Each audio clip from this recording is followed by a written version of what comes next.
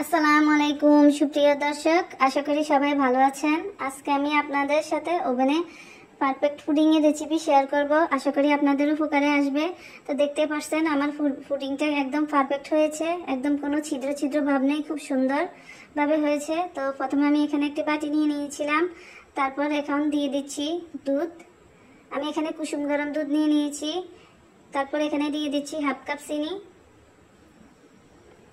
এখন ভালো করে নাড়তে থাকবো, চিনি যেন ভালো করে মিশে যায়, গলে যাওয়া পর্যন্ত অপেক্ষা করবেন। চিনি গলে গেলে তারপর দিয়ে দিবেন 4টি ডিম। আমি 4টি ডিমের পুডিং করব, আপনারা চাইলে 2টি ডিমের করতে পারেন। 2টি ডিমের করলে আপনারা দিয়ে দিবেন 1 কাপ দুধ। ভালো করে মিশিয়ে নেবেন, হ্যান্ড উইস্ক দিয়ে ভালো করে নাড়তে থাকবেন।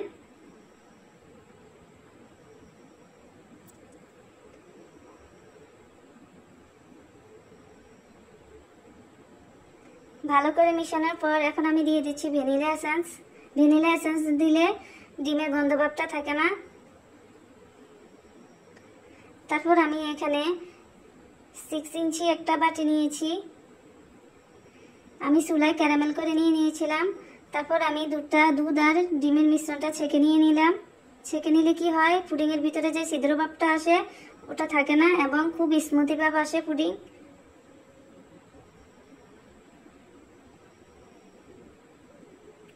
তো আমার ছেঁকে নেওয়া শেষ।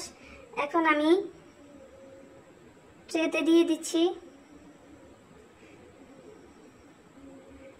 এখন পানি দিয়ে দিচ্ছি, আমি এখানে গরম পানি দিয়ে দিচ্ছি। ওভেনে করলে আপনারা পানিটা একটু গরম করে নেবেন।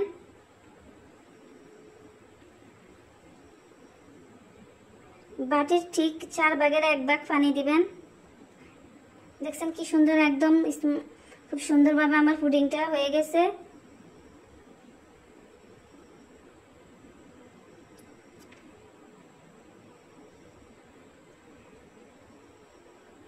পুডিং ঠান্ডা হলে তারপরে আপনারা নর্মাল ফ্রিজে রেখে দিবেন, তারপর পরিবেশন করবেন। তখন দেখবেন পুডিংটা খেতে ভালো লাগবে এবং খুব সুন্দর দেখাবে। তো আমি আপনাদেরকে কেটে দেখাচ্ছি।